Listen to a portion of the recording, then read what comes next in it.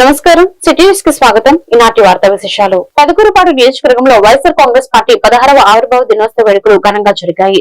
ఈ సందర్భంగా మాజీ ఎమ్మెల్యే నంబూరు శంకర్రావు అచ్చంపేటలో పార్టీ జెండాను ఆవిష్కరించి భారీ ఎత్తున సేవా కార్యక్రమాలు చేపట్టారు. అనంతరం అధికార కూటమి ప్రభుత్వంపై ఆయన నిప్పులు చెరిగారు. ఆవిర్భావ దినోత్సవం సందర్భంగా అచ్చంపేటలో 7 నెట్టెడ్ బండ్లు, 5 కుట్టు మిషన్లు మరియు 100 మంది మహిళలకు చీరలను నంబూరు శంకర్రావు పంపిణీ చేశారు. ఈ సందర్భంగా మీడియాతో గ్రామాన సచివాలయం, రైతు భరోసా కేంద్రం, హెల్త్ సెంటర్ లో నిర్మించిన ఘనత కేవలం వైఎస్ జగన్మోహన్ రెడ్డిదే అని ఆయన స్పష్టం చేశారు. పదకూరుపాడు నియోజకవర్గంలో 30 ఏళ్ల కాంగ్రెస్ టీడీపీ పాలనలో జరగని అభివృద్ధి కేవలం 5 ఏళ్ల జగన్ పాలనలో జరిగిందని, అమరావతి బెల్లంకొండ రోడ్డు కృష్ణానదిపై బ్రిడ్జి పనులే దీనికి నిదర్శనమని గుర్తు చేశారు.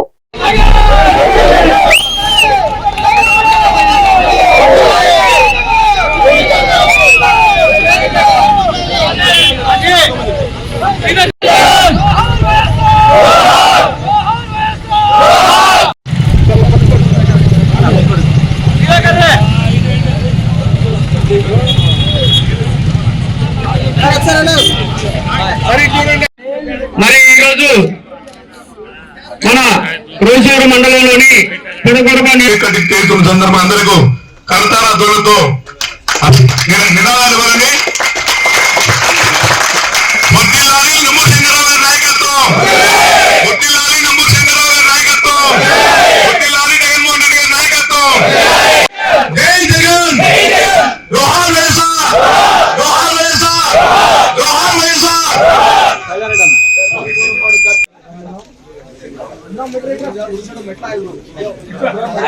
गाड़े वाले गाड़ी के हो, गाड़े वाले गाड़ी चेक करें मन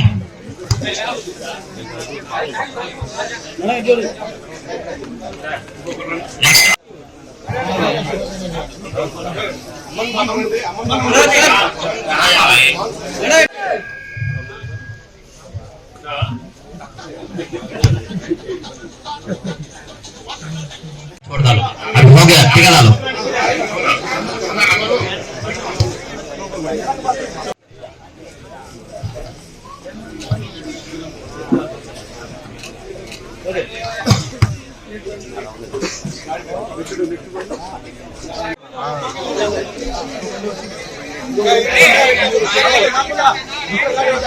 मल्ली उधर सामने का तुम सामने का मल्ली तुम्हें सामने का मल्ली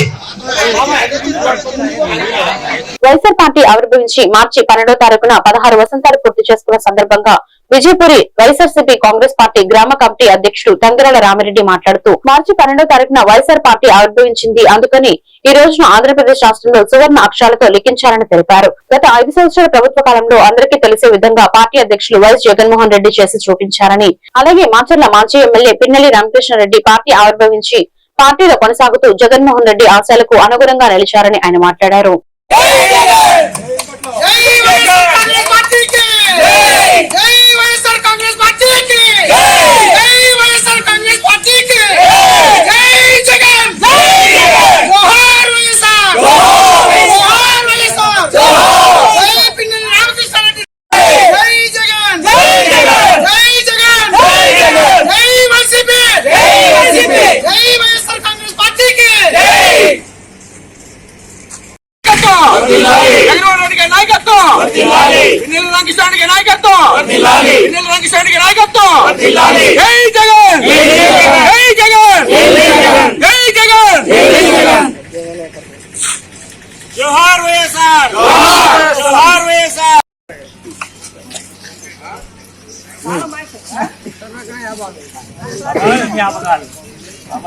స్థాపించి ఆవిర్భవించి దాదాపు 15 వసంతాలు పూర్తి చేసుకొని 16వ సంవత్సరానికి అడుగుపెట్టిన సందర్భంగా విజయపూర్ సౌత్లో ఇక్కడికి వచ్చినటువంటి వైఎస్ఆర్ కాంగ్రెస్ పార్టీ నాయకులు, కార్యకర్తలు, అభిమానులకు ముందుగా శుభాకాంక్షలు. సంవత్సరాలైన సందర్భంగా మనం ఇక్కడ అందరికీ వచ్చి ఈ సెలబ్రేటింగ్ చేసుకోవటం చాలా సంతోషంగా ఉంది. ఈ 15 సంవత్సరాల కాలంలో జగనన్న ఎన్నో కష్టాలు, నష్టాలు అనుభవించి చాలా ఓర్పుతో, సహనంతో ఉండి పార్టీని ముందుకు నడిపించారు. ఒకసారి 2010 అదే కష్టంతో ముందుకు పోరాడుతూ మన వైఎస్ఆర్ కాంగ్రెస్ జగనన్నకు తోడుగా, మన రామకృష్ణారెడ్డి అన్నకు తోడుగా మన అందరూ అహర్నిశలు కృషి చేస్తూ ముందు పార్టీని భవిష్యత్తులో ముందుకు తీసుకొచ్చి 2029లో 151 కంటే ఇంకా ఎక్కువ స్థానాల్లో గెలిచి మనం పార్టీని మళ్ళీ రెండోసారి మన ముఖ్యమంత్రిగా జగన్ చరిత్ర తిరిగి రాశాడు. 150 స్క్రీన్ స్థాపించి స్థానాలు కైవసం చేసుకొని ముఖ్యమంత్రి స్థానాన్ని అధిరోహించాడు. తర్వాత జరిగిన ఎలక్షన్స్ లో 2024లో దాదాపు 11 సీట్లు కైవసం అయినా మొక్కవంగని అభిమానం ఆత్మధైర్యంతో మళ్ళీ ముందుకు వస్తూ పార్టీ కోసం కష్టపడుతూ క్యాడర్ ని ముందుకు తీసుకెళ్తూ నెక్స్ట్ 2029లో గెలిపే లక్ష్యంగా ముందుకెళ్తూ నగరకల్లి మండలం దేవపురం రూపనిగుంట్ల గ్రామాల్లో వరి పొలాలను పల్నాడు ఏరువాక కేంద్రం సమన్వయకర్త డాక్టర్ ఎం నగేష్, మండల వ్యవసాయ అధికారి కె దేవదాస్ పరిశీలించారు. అగ్గి తెగులు, ఆకుచుట్టు పురుగులు లక్షణాలు గుర్తించి డైసైక్లోజల్, ఇసో ప్రోదియోలిన్, క్లోరాన్ ట్రానిప్లోర్ వంటి పిచికారీ సలహాలు అందించారు. రైతులకు పొట్ట దశలో భాస్వరం కలిగిన ఎరువులు వాడకూడదని, యూరియా, పొటాషియం సరైన మోతాదు ఇవ్వాలని సూచించారు. అందరికీ నమస్కారం అండి. నా పేరు డాక్టర్ ఎం నగేష్. నేను ఈ పల్నాడు జిల్లా డాట్ సెంటర్ కోఆర్డినేటర్గా పనిచేస్తున్నాను. ఇక్కడ రావిపాడులో మా ఆఫీస్ ఉంటుంది. మా ముఖ్యమైన విధి మన వ్యవసాయ డిపార్ట్మెంట్, అగ్రికల్చర్ ఆఫీసర్స్, ఏడిఏస్, ఫార్మర్స్, రైతులు, విఏఎస్ అందరితో కలిసి మన పొలాలను సందర్శించి డయాగ్నోసిస్, రోగ నిర్ధారణ చేసి ఏం పురుగు మందులు, ఏం తెగుళ్ళు, వాటికి పురుగు మందులు చెప్తూ ఉంటామండి. సో దాంట్లో భాగంగా ఈరోజు దేచవరం, ఈ నెకరకల్లి మండలం దేచవరంలో మన ఏవో గారు నకరకల్లి గారు, అలాగే విఏఎస్ దేచవరం, ఆ తర్వాత మిగతా మండలాలు ఏవో దిలీప్, అందరూ కలిసి ఈ వరి పొలాన్ని సందర్శించడం అయింది. ఇప్పుడు ప్రస్తుతం బిరుపొట్ట దశలో ఉంది. ఈ ముఖ్యంగా ఈ రెండు పురుగు తెగుళ్ళు ఆశించినాయండి. ఒకటి ఏంటంటే ఆకుచుట్టు పురుగు, రెండవది బ్లాస్ట్ అంటాము, అగ్గి తెగులు అంటాము. ఈ ఆకుచుట్టు పురుగు ఆకుల్ని ఆకు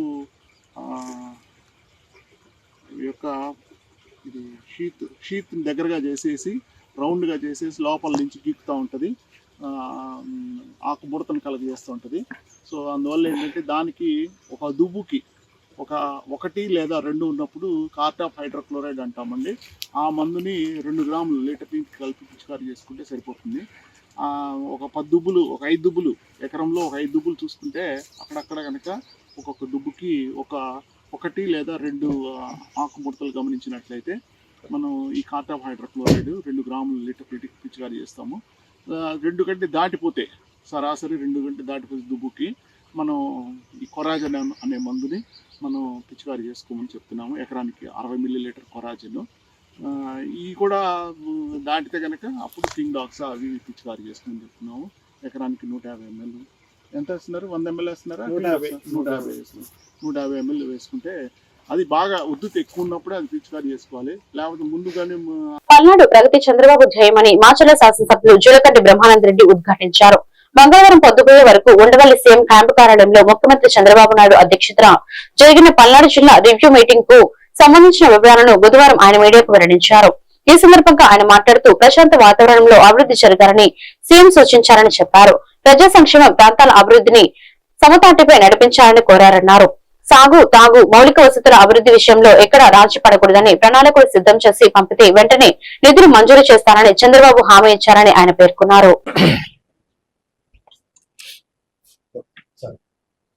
ఈరోజు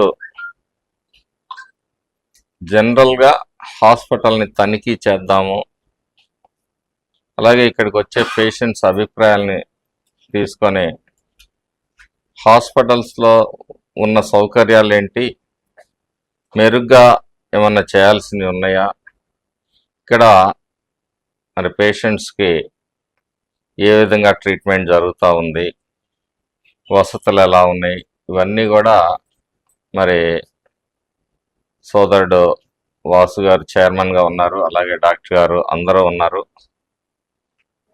మీడియా సాక్షిగా మరి అన్ని విభాగాల్ని కూడా పరిశీలించటం జరిగింది. అనేక మంది పేషెంట్స్ని కూడా వారి అభిప్రాయాలను అడగటం కూడా జరిగింది. వారందరూ కూడా హాస్పిటల్ సేవలో సంతృప్తి వ్యక్తం చేయటం మాకు చాలా సంతోషం అనిపించింది. కూటమి ప్రభుత్వం అదే కోరుకుంటుంది. ప్రతి పేదవాడి ఆరోగ్యం కూడా మనం బాధ్యతగా తీసుకొని ప్రజా ఆరోగ్యం పట్ల శ్రద్ధ వహించండి అని చెప్పేసి మా ముఖ్యమంత్రి గారు అనేక సందర్భాల్లో మాకు ఇన్స్ట్రక్షన్స్ కూడా ఇస్తాం. ఈరోజు మొన్న చూసాం, మనం బడ్జెట్లో కూడా ప్రజా ఆరోగ్యానికి కూటమి ప్రభుత్వం భారీ కేటాయింపులు చేసింది. ఇక్కడ త్వరలో బ్లడ్ బ్యాంకు నిర్మాణం కూడా జరుగుతూ ఉంది. కావాల్సిన ఎక్విప్మెంట్ అంతా కూడా వచ్చింది. డయాలసిస్ యూనిట్ కూడా అద్భుతంగా పనిచేస్తూ ఉంది. పేషెంట్స్కి మరి పెద్దగా నాకు తెలిసినంత వరకు కూడా ఈ మధ్య చైర్మన్గా వాసు గారు బాధ్యతలు చేపట్టిన తర్వాత మరి టాయిలెట్స్ కూడా అన్నీ కూడా క్లీన్గా నీట్గా అన్నీ తయారు చేయించడం, ఎక్కడైనా ఎలక్ట్రికల్ ప్రాబ్లమ్స్ జరగకుండా కూడా అన్నీ చేయటం, వెయిటింగ్ హాల్ కట్టడం, అట్లాగే వెహికల్ స్టాండ్ కట్టడం, ఇవన్నీ కూడా జరుగుతూ ఉన్నాయి. భవిష్యత్తులో దాతలు ఎవరైనా ఉంటే వారి సహకారం కూడా తీసుకొని ఈ హాస్పిటల్ అభివృద్ధికి వారి సహకారాన్ని కూడా తీసుకుంటాము. ప్రజా ఆరోగ్యం పట్ల ఎక్కడా కూడా వెనక్కి తగ్గేదే లేదు. వారికి ఎటువంటి ఇబ్బంది రాకుండా చూసుకునే బాధ్యత. దివంగత మహానేత డాక్టర్ వైఎస్ఆర్ రాజశేఖర రెడ్డి ఆశల సాధన కోసం 2011 మార్చి 12న ప్రజల ఆశీస్సులతో ఏర్పడిన పార్టీనే వైఎస్ఆర్ కాంగ్రెస్ పార్టీ అని శ్రీ పిన్నెల్లి రామ తెలిపారు. వైఎస్ఆర్ కాంగ్రెస్ పార్టీ 16వ ఆవిర్భావ దినోత్సవం సందర్భంగా పార్టీ కార్యకర్తలు, అభిమానులకు శుభాకాంక్షలు తెలిపారు. గత 16 సంవత్సరాల ప్రయాణంలో అనేక పోరాటాలు, విజయాలు సాధిస్తూ ప్రజల మద్దతుతో ముందుకు సాగుతున్న పార్టీ వైఎస్ఆర్ కాంగ్రెస్ పార్టీ అని అన్నారు. ఈ సందర్భంగా ముందుగా పార్టీ కార్యాలయం నుండి నాయకులు, కార్యకర్తలు కలిసి బస్టాండ్ సెంటర్ లో దివంగత నేత వైఎస్ రాజశేఖర రెడ్డి విగ్రహం వద్దకు ర్యాలీగా వెళ్లి పూలమాలలు వేసి ఘనంగా నివాళులు అర్పించారు. అనంతరం పార్టీ జెండాను ఆవిష్కరించారు.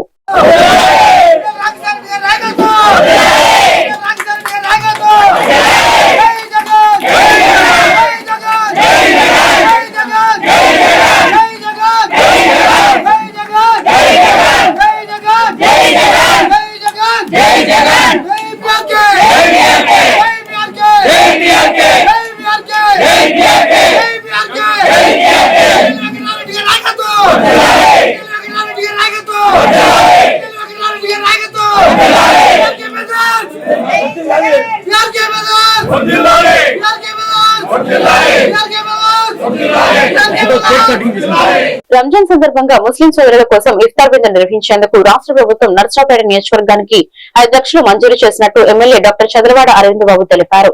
ఈ నిధులను మంజూరు చేసినందుకు రాష్ట్ర ముఖ్యమంత్రి నారా చంద్రబాబు నాయుడు మరియు ఉప ముఖ్యమంత్రికి ఆయన కృతజ్ఞతలు తెలిపారు. ఈ నెల 18వ తేదీ సాయంత్రం 5 గంటలకు నర్సరావుపేటలోని షాదీఖానాలో సుమారు 2000 మంది ముస్లిం సోదరులకు ఇఫ్తార్ విందు ఏర్పాటు చేసినట్లు ఎమ్మెల్యే తెలిపారు.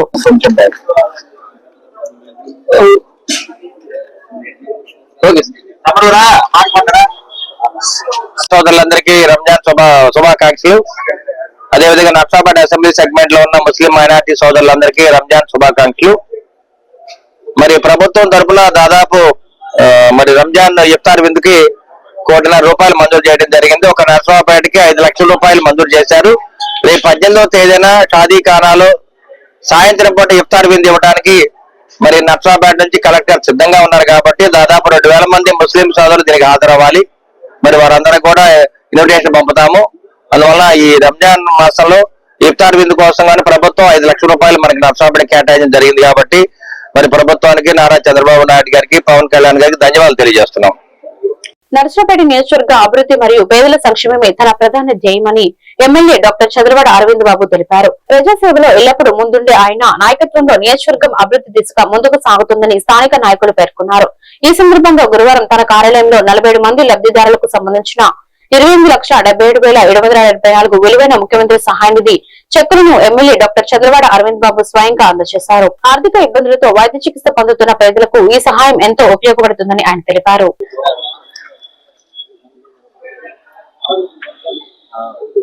శశాంక్ రెడ్డి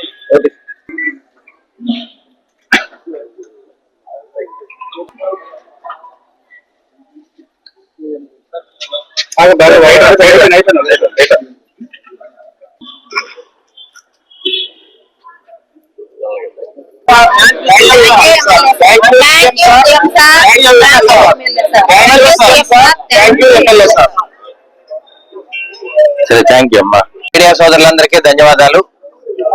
మన ప్రీతం నేత నారా చంద్రబాబు నాయుడు గారి ముఖ్యమంత్రిగా, అదేవిధంగా పవన్ కళ్యాణ్ గారు డిప్యూటీ సీఎం గా మరి ఉమ్మడి కూటమిని గెలిపించారు. అదేవిధంగా మంచి ప్రభుత్వాన్ని నడిపిస్తున్నారు. మరి ఆరోగ్యపరంగా పేద ప్రజలు ఆదుకోవడానికి భారతదేశంలో ఎక్కడ కూడా లేని విధంగా సీఎం రిలీఫ్ ఫండ్ ని రిలీజ్ చేయడం జరిగింది. నర్సాపేట అసెంబ్లీ సెగ్మెంట్ లోని ఇది 15వ విడతగా సీఎం రిలీఫ్ ఫండ్ మరి ఏర్పాటు చేయడం జరిగింది. దాదాపు 44 మంది పేద రోగులకి సీఎం రిలీఫ్ ఫండ్ చెక్కులు ఇవ్వడం జరిగింది. దాదాపు 30 లక్షల రూపాయల చెక్కుల్ని ఇవాళ రిలీజ్ చేయడం జరిగింది.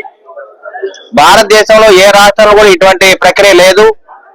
నారా చంద్రబాబు నాయుడు వచ్చిన తర్వాత 2 ఏళ్ల నుంచి కూడా దాదాపు నర్సాపేట అసెంబ్లీ సెగ్మెంట్ కి సీఎం రిలీఫ్ ఫండ్ గా దాదాపు 15 కోట్ల రూపాయలు, అదేవిధంగా ఎల్ఓసిగా ఒక 3 కోట్ల రూపాయలని రిలీజ్ చేయడం జరిగింది.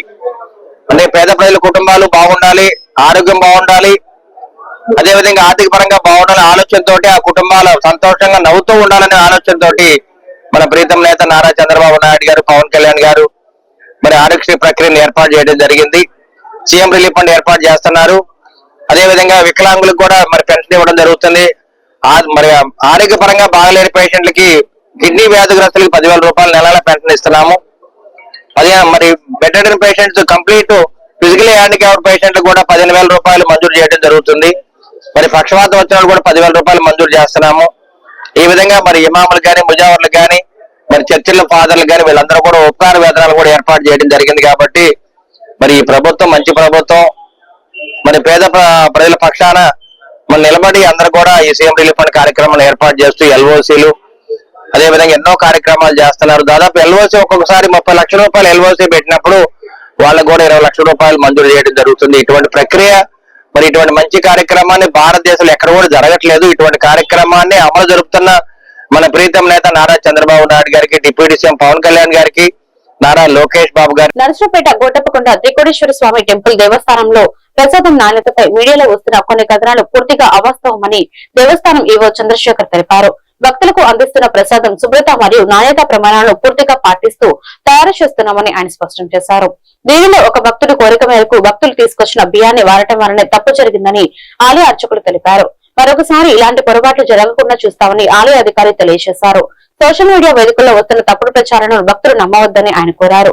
దేవస్థాన పరిపాలన ఎప్పటికప్పుడు ప్రసాదం తయారీ ప్రక్రియపై తనిఖీలు నిర్వహిస్తుందని వెల్లడించారు. ఓం శ్రీ త్రికోటేశ్వర స్వామి నమః. ఈరోజు స్వామివారి యొక్క నైవేద్యంలో పొరపాటు జరిగిందని చెప్పి సోషల్ మీడియాలో కొన్ని వార్తలు వచ్చినాయండి. దాని మీద తమ్ముడు కూడా వచ్చాను మా దగ్గరికి. దీనికి సంబంధించి నేను మా పరిచారక స్వామి ఎవరైతే స్వామివారికి మహానివేదన తయారు చేస్తారో వారిని అడిగి ఉన్నాను. నేను వారిని అడిగితే వారు చెప్పింది ఏంటంటే, మీరు ఇచ్చిన బియ్యాన్ని కాకుండా, స్వామివారికి నైవేద్యం ఉండాల్సిన బియ్యం కాకుండా, ఒక భక్తుడి యొక్క కోరిక మేరకు అతను మొదటి పంట వచ్చిందని చెప్పి దానికోసం నేను నివేదన తయారు చేశానండి స్వామివారికి. అది తర్వాత బాగలేదని గ్రహించి నేను పక్కన పెట్టేసేసాను. అది బయట పెట్టడం వల్ల అవి కోతులు తిన్నాయి. తర్వాత నేను దానికి స్వామివారికి మరలా కూడా దేవస్థానం నుంచి ఇచ్చే బియ్యంతో వండానండి, నైవేద్యం తయారు చేశాను. దానివల్ల అది తర్వాత బాగుందండి. కాకపోతే నేను చేసిన పొరపాటు ఏంటంటే, నేను వాళ్ళు ఇచ్చిన దానితో నేను తయారు చేశాను, దానివల్ల ఇబ్బంది కలిగింది నాకు. ఆ పొరపాటు సరిదిద్దుకొని నేను చేశానండి. ఇక ఎప్పుడు ఎటువంటి పొరపాటు జరగదని చెప్పి అతను నాకు చెప్పి ఉన్నాడు. దీన్ని మన సోషల్ మీడియాలో వీళ్ళందరూ కూడా దాన్ని తప్పుగా ప్రచారం చేస్తున్నారు. స్వామివారికి ఎటువంటి పొరపాట్లు జరగవండి. స్వామివారి దగ్గర స్వామివారికి మనం అన్నదానాలు ఏ బియ్యం అయితే వాడుతున్నామో ఏ బియ్యము ఫలితానికి కానీ మిగతా అన్ని కార్యక్రమాలకు అవే బియ్యం వాడతామండి. మంచి బియ్యం వాడుతున్నాము. మన భోజనం కూడా చాలా బాగుంటుందని అన్ని చుట్టుపక్కల ప్రతీతి. కాబట్టి స్వామివారికి ఎటువంటి పొరపాటు జరగలేదు. చక్కగా అన్ని ఏర్పాట్లు చేస్తున్నాము. ఈ నాసి రకం అనేది లేదండి. ఇప్పుడు అర్చక స్వామి వాళ్ళందరూ కూడా మా మాట్లాడితే వాళ్ళందరూ చెప్పింది కూడా అదే. దానికి సంబంధించి వాళ్ళు లెటర్ కూడా రాసిచ్చారు. ఈ రకంగా ఓం నమ ప్రణవార్థాయ జ్ఞానైకమూర్తయే నిర్మలాయ ప్రశాంతాయ శ్రీ దక్షిణామూర్తయే నమః. శ్రీ త్రికోటేశ్వర స్వామి వారి యొక్క దేవస్థానము కోటప్పకొండ. నిన్నటి రోజున శ్రీ స్వామివారి యొక్క మహానివేదన విషయమై మన మీడియా నందు జరిగినటువంటి ప్రచారం గురించి వివరణ ఇచ్చుకుంటూ ఉన్నాము. నిన్నటి రోజున మన దేవస్థానం నందు మన పరిచారకులుగా పనిచేస్తున్నటువంటి మన సుబ్రహ్మణ్య స్వామి వారికి భక్తులు వారి యొక్క మొదటి పంట, అంటే పంట పండిన తర్వాత మొదటి పంటను తీసుకొచ్చి స్వామివారికి మా పేరుతో స్వామివారికి మహానివేదన జరపాల్సిందిగా వారు కోరి ఉన్నారు. వారి యొక్క కోరిక ప్రకారంగా, అంటే స్వామివారికి నిత్యం జరుగుతున్నటువంటి బియ్యాన్ని కాకుండా మామూలుగా భక్తులు ఇచ్చారు మొదటి పంటగా. వారి యొక్క భక్తుల యొక్క అభీష్టం మేరకు వారు ఇచ్చినటువంటి వారు ఇచ్చినటువంటి బియ్యంతో స్వామివారికి మహానివేదన చేయగా ఆ వండిన తర్వాత దానితో ఆ బియ్యం నందు ఆ ప్రసాదం నందు నాణ్యత లోపించడం వల్ల దాన్ని తీసి పక్కన పెట్టి అది బయట ఉన్నటువంటి కోతులకి అది ఆహారంగా వేసి సత్తెనపల్లి వైసీపీ కార్యాలయంలో పార్టీ ఆవిర్భావ దినోత్సవాన్ని గురువారం నిర్వహించారు. నియోజకవర్గ ఇన్ఛార్జ్ గజ్జల సుధీర్ భార్గవ్ రెడ్డి వైఎస్ఆర్ విగ్రహానికి పూలమాలలు వేసి నివాళులు అర్పించారు. అనంతరం పార్టీ జెండాను ఆవిష్కరించారు. కార్యకర్తలు అభిమానులు జై జగన్ అంటూ నినాదాలు చేశారు. వైఎస్ఆర్ ఆశయాల సాధన లక్ష్యంగా ప్రతి కార్యకర్త పనిచేయాలని భార్గవ్ రెడ్డి పిలుపునిచ్చారు.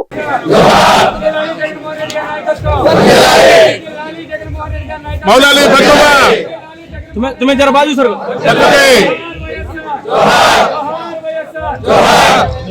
వైఎస్ఆర్ కాంగ్రెస్ పార్టీ జగన్మోహన్ రెడ్డి నాయకత్వం జై జగన్ జై జగన్ వర్ధిల్లాలి జగన్మోహన్ రెడ్డి గారి నాయకత్వం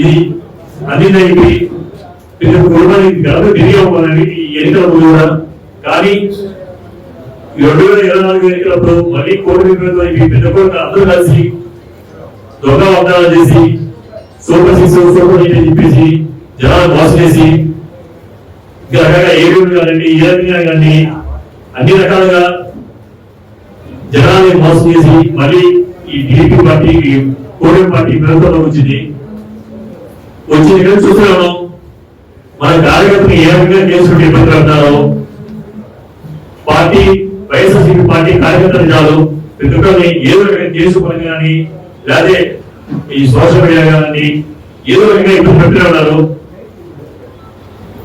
ఇప్పుడు ఈ 2 సంవత్సరాలు వస్తుంది 2 సంవత్సరాలు ఈ 2 సంవత్సరాలు వాళ్ళు ఇచ్చిన హామీలు ఎంతవరకు నెరవేర్చారు ఏం చేశారు ఎవరైనా క్వశ్చన్ చేస్తే టాపిక్ చేయడానికి ఏదో టాపిక్ చూస్తారు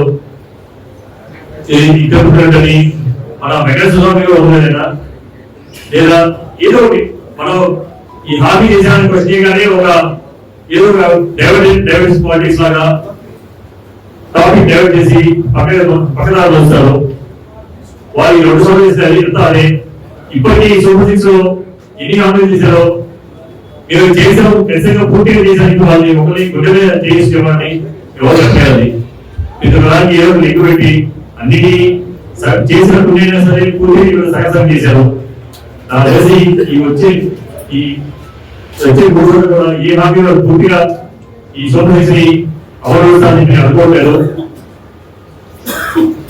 మళ్ళీ మనం 2019 నుంచి 24 రావాల్సిన ఖచ్చితంగా మళ్ళీ మన జగన్మోహన్ రెడ్డి గారిని మనం సీఎం చేసుకోవాలి 2029లో. ఇప్పుడే చూస్తున్నాం ఇప్పటికీ ఆల్రెడీ కోవిడ్ ఇచ్చిన వాళ్ళు లేదా రిటర్న్ మొదలైంది ఇంకా ఎన్నాళ్ళు వాళ్ళు భయపడి వెనక వేసే రోజులు పోయి ప్రతి కార్యకర్త తెగించి తిరుగుతున్నట్టు వాళ్ళు పెట్టే కేసు భయపడకుండా. ఈ వార్తలు ఇంతటితో సమాప్తం. మరొక బిడ్డల్లో మళ్ళీ కలుద్దాం. నమస్కారం.